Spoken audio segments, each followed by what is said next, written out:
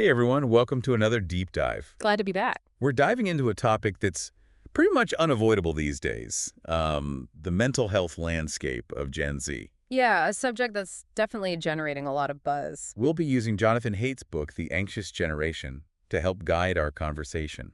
It's a really insightful read that delves into some pretty complex issues. Our mission today is to kind of unpack the factors contributing to this mental health crisis and see if we can uncover some potential solutions. I think what's fascinating about Haidt's approach is that he goes beyond just focusing on social media. Yeah, it kind of widens the lens, right? Exactly. He looks at how shifts in society and advances in technology have sort of converged to create a unique challenge for this generation. Yeah, almost like a perfect storm. That's a good way to put it. He calls it the great rewiring of childhood. The great rewiring of childhood. Can you expand on what that means? Well, think of it like this. It's like this generation was raised on Mars. Yeah. Metaphorically speaking, of course.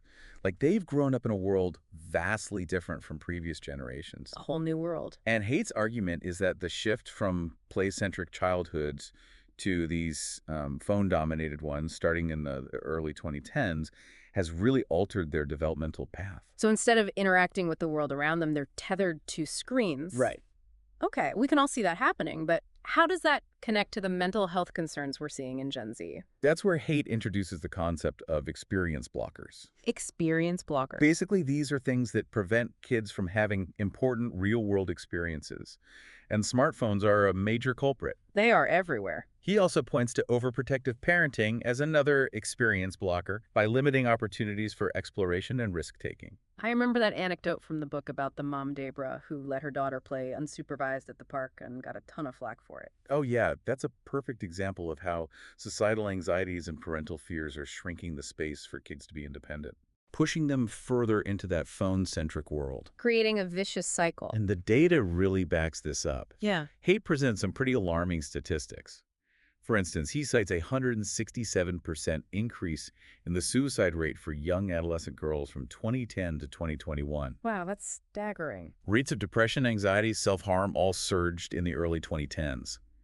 And this trend isn't limited to the U.S., it's global. It's a worldwide phenomenon. So if we agree that phones and overprotection are part of the problem, how exactly do they affect a child's mental well-being? Haidt digs into human evolution to explain this. He says childhood, particularly the long developmental period that humans have, is essentially a time for social and cultural learning. Makes sense. And free play is super important during these formative years because it lets kids naturally develop essential skills. Like what kind of skills? Things like conflict resolution, emotional regulation, reading social cues, all those things that are much harder to learn in the kind of curated, often artificial online world. So it's not just about screen time. It's about the quality of interactions they're missing out on. Yeah, exactly. This reminds me of his point about synchronous activities like singing together or playing a game in person, creating a shared joy that's hard to replicate digitally. He's spot on about that. He goes on to break down the harms associated with too much phone use into 4 main categories. Okay, lay them on me. So first, we've got social deprivation, where those face-to-face interactions dwindle away. Makes sense, less time with real people, more time with the phone. Then there's sleep deprivation, with the blue light from screens disrupting our sleep patterns. Plus, who hasn't lost track of time scrolling late at night? Oh, I'm definitely guilty of that one. What are the other two? Okay, number 3 is attention fragmentation. Our brains are getting bombarded with notifications and information, constantly making it harder and harder to focus. It's like we're wired for distraction now. And lastly, we have addiction straight up. Yeah. Haidt talks about how app developers exploit our psychology to keep us hooked, often at the expense of our well-being. It's kind of scary how some of these apps are designed to keep us engaged, even if it's not good for us. It's definitely something to think about. He uses the story of Alexis, this teenager who got sucked into the world of Instagram. Oh yeah, I remember that one. It's a really powerful example of how these harms play out in real life. You know, the struggle with parental controls and the toll it took on her well-being. It's a wake-up call, for sure. Haidt also dives into the gendered impact of technology, specifically how girls seem to be hit harder by the downsides of social media. Yeah, that's a crucial point. So why are girls more vulnerable? Well, Haidt points to a few things. The focus on visual comparisons on platforms like Instagram can fuel body image issues and anxiety, especially for young women. It's all about appearances online. Right. And girls also tend to place more emphasis on social connection and being part of a group, so they're more susceptible to the pressures and drama that can unfold online. They get caught up in it more easily. And he uses research to back this up. He cites the Millennium Cohort Study, which found a clear link between social media use and depression in girls. So the data supports his claims. Yeah. The study also showed that this link wasn't as strong for boys, suggesting that there really is a gendered impact. Okay, so if girls are struggling with social media, what's going on with boys? Well, Haidt introduces this term, failure to launch. Failure to launch. What's that all about? It's this trend where boys are putting off traditional markers of adulthood, choosing instead to retreat into those virtual worlds. Like, what do you mean? Things like getting a job, moving out, starting families, they're kind of hitting pause on real life. Wow, pressing pause on real life. In a way, yeah. He looks at the role of video games and online pornography in this trend, Well, highlighting how too much engagement can lead to isolation and detachment from the real world. it's interesting, though. Yeah. He does acknowledge that gaming can have some benefits, like cognitive development, but it's all about balance, right? Absolutely. It's about using technology responsibly rather than letting it consume you. Everything in moderation. Exactly. Haidt also points out a shift in boys' thought patterns. He's observed a trend toward more internalizing disorders like anxiety and depression problems that used to be more common in girls. So the lines are blurring a bit. It seems so. This digital era is reshaping not just our experiences, but also how we process them. It's like a whole new way of being. Now, Haidt also brings up this really interesting philosophical concept. He talks about spiritual degradation as a result of our constant interaction with the digital world. Spiritual degradation. That's a pretty heavy term. What does he mean by that? It's not about religion, necessarily. He uses Emil Durkheim's concepts of the sacred and the profane. Okay, remind me what those are again. So the sacred refers to those moments of collective connection, shared rituals, experiences that transcend our individual selves. Like those moments when you feel connected to something bigger than yourself. Exactly. And the profane is more about the ordinary, self-focused aspects of everyday life. Mundane stuff. Right. Haidt's argument is that all this phone use keeps us stuck in the profane realm in this self-absorbed bubble. Disconnected from the things that give us a sense of belonging and purpose. Exactly. We're trading real connection for a constant stream of superficial interactions. And it's not like he just leaves us hanging with this bleak picture. He offers some solutions, right? Yeah, he does. He outlines 6 spiritual practices to help us reconnect with the sacred and counter those negative effects of our tech-saturated world. So what's the first practice on the list? Shared sacredness. It's about prioritizing those synchronous activities where everyone's present and engaged in the moment together. Like family dinners or religious services? Exactly. Putting those devices aside and truly connecting with each other. What's the next practice? Awe in nature. Haidt believes that immersing ourselves in the beauty and grandeur of the natural world can pull us out of that self-centered bubble. Reminding us that we're part of something bigger. Exactly. Hmm. Then there's mental stillness through practices like meditation and mindfulness. Finding some peace and quiet away from the digital noise. And then the practice of being slow to anger. So taking a moment before reacting. It's about cultivating patience and recognizing that anger often stems from our own ego. Responding thoughtfully instead of impulsively. Exactly. And the last 2 practices are gratitude and serving others. I like those. So gratitude is about appreciating all the good things in our lives, even the small things, shifting from a place of scarcity to a place of abundance. And serving others is about contributing to something beyond ourselves. Right. Shifting that focus from me to we. I love that these practices offer a way to reclaim our humanity in this increasingly digital world. But it's not just about individual effort, right? You're right. It takes more than just personal changes. That's why Haidt dedicates a whole section of his book to collective action, exploring how governments, tech companies, schools, and parents can all work together to tackle this crisis. So it's a multi-pronged approach. Absolutely. We all have a part to play in creating a healthier future for Gen Z. Well, let's take a moment to absorb all of this and then come back to explore those potential solutions in more detail. All right, so picking up where we left off, let's dive into Haidt's idea of collective action. How do we actually address this complex issue? Yeah, it's one thing to talk about the problem, but what can we do about it? He uses this analogy of a smartphone trap. Have you ever heard of that? I don't think so. Basically, it's this idea that people make decisions that seem reasonable on an individual level, but end up hurting everyone in the long run. So like a prisoner's dilemma kind of thing. Exactly, like parents might feel pressured to give their kids smartphones so they don't feel left out or to keep up with the other kids. Right, because everyone else is doing it. Exactly. But then all these individual choices create an environment where smartphones become totally ubiquitous, making those potential harms we talked about even worse. It's like we're trapped in this cycle. Right. And Haight points out that tech companies are part of this dynamic too. They're driven by profits and engagement, so they're not always incentivized to make choices that are in our best interests. It's a tough situation for sure. So how do we get out of this smartphone trap? Haight talks about the roles of governments, tech companies, schools, and parents. What can governments do? Well, he argues that governments need to step up and create some regulations to protect kids online. Similar to how we regulate things like food safety or car safety. Recognizing that the online world poses real risks? Exactly. He points to the UK's Children's Code as a good example. They've designed their online services with kids' best interests in mind. So things like strong privacy settings to safeguard their data. Right. It's a good model for other countries to follow. What about tech companies? What's their responsibility in all of this? Haight believes they need to take more ownership of the impact their products have. He suggests things like age verification technologies to prevent kids from accessing platforms that are meant for adults. But wouldn't age verification raise privacy concerns? He acknowledges that, but he thinks the benefits for protecting children outweigh the risks. Finding that balance between protecting kids and respecting privacy. Exactly. He also suggests exploring alternative approaches like using algorithms to estimate age based on online behavior instead of relying on government IDs. Interesting. So it's not a one-size-fits-all solution. Definitely not. And he's also critical of the Children's Online Privacy Protection Act, COPIPA. The one that sets the age of internet adulthood at 13. Yeah, I've heard of that. What's wrong with 13? Haight says that 13-year-olds simply aren't developmentally mature enough to handle the complexities and potential dangers of the online world. They're still kids. Exactly.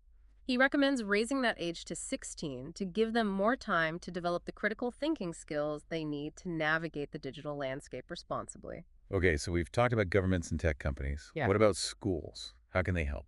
Haight and his colleague Lenore Skenazy are big proponents of phone-free schools. Really? Banning phones altogether? It might sound radical, but they believe it's necessary to create learning environments where kids can focus and interact without those distractions and potential harms. It would definitely be a big change. No doubt about it.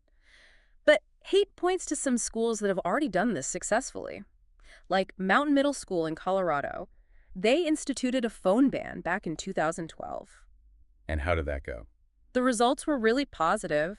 Students were more engaged in class, there was less cyberbullying, and the interactions between kids became more authentic. It sounds like it created a more positive school culture. Exactly. And beyond banning phones, Haight also advocates for more unstructured playtime in schools. Like longer recess and more free play. Right. Remember we talked about how crucial free play is for developing those social and emotional skills? It's so important. And he mentions this program called Let Grow Play Clubs. Have you heard of that? I haven't. It's all about encouraging unstructured play and giving kids more autonomy during those play periods. So less adult supervision. Exactly. Letting them take risks, make mistakes, and figure things out on their own.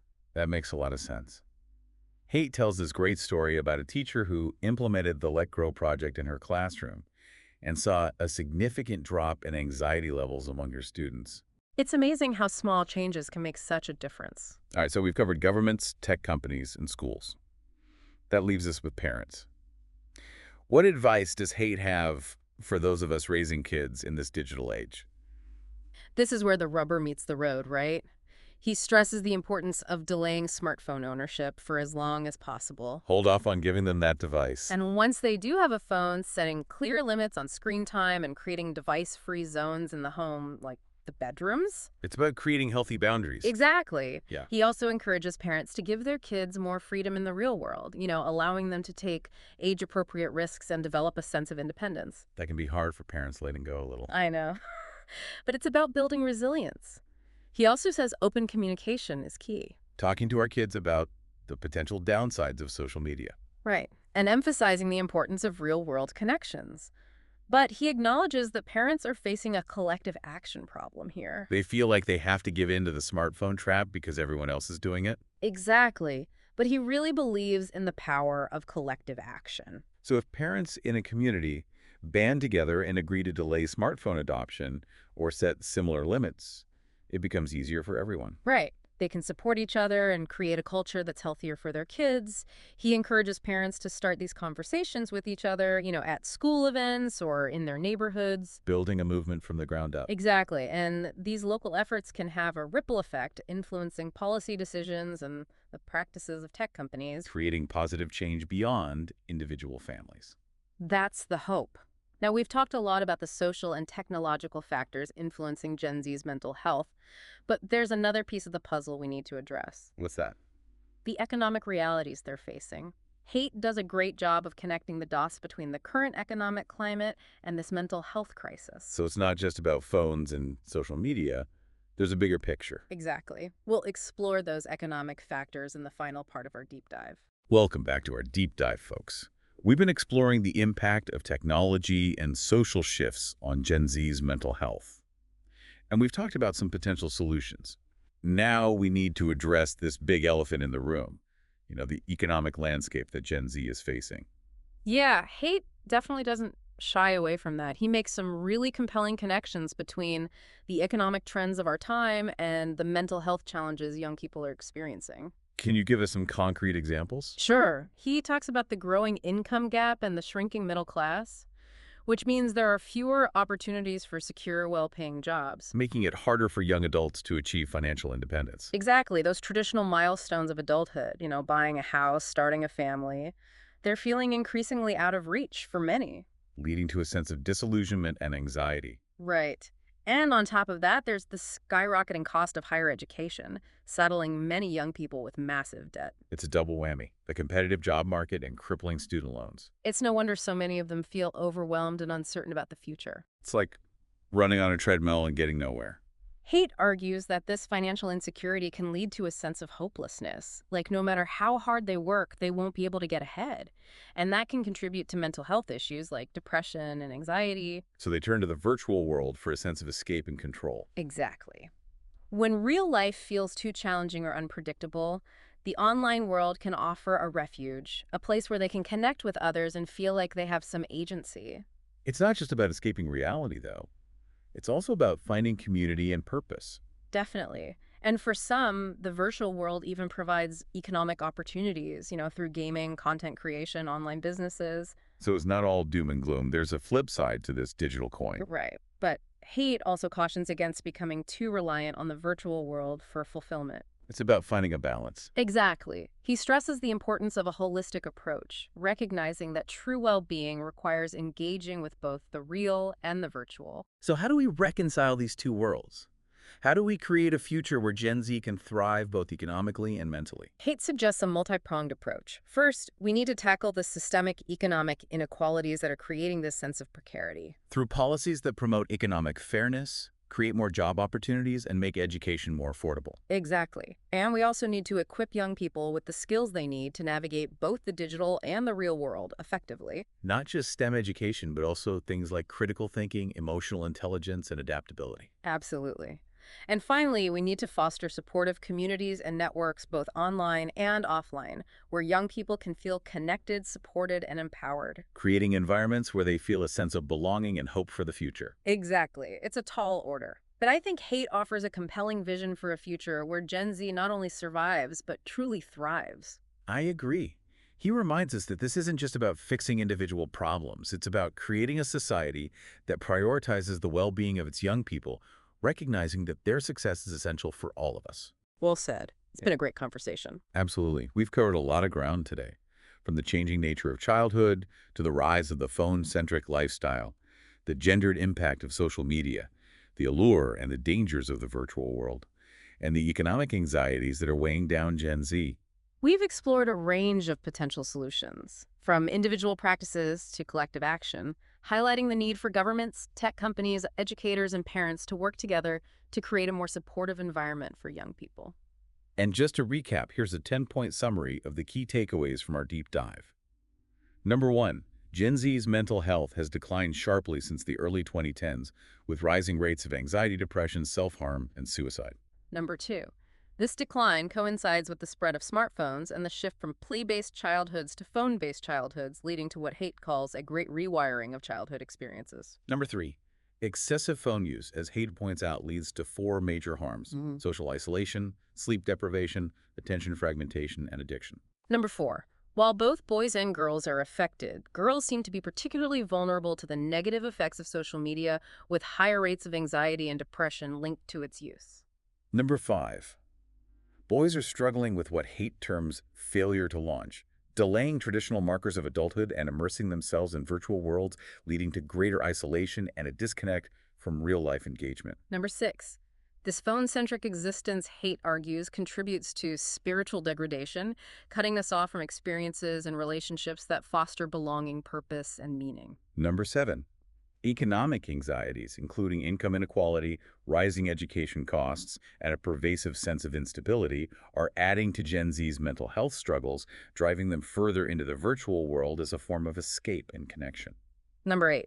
Haidt calls for a collective response to address this crisis, urging government, regulation, responsible tech design, phone-free schools, more opportunities for free play, and parental initiatives to promote a healthier balance between online and offline experiences. Number 9, he suggests 6 spiritual practices to counter this spiritual degradation and cultivate well-being, embracing shared sacredness, seeking awe in nature, practicing mental stillness, cultivating patience, expressing gratitude, and engaging in acts of service.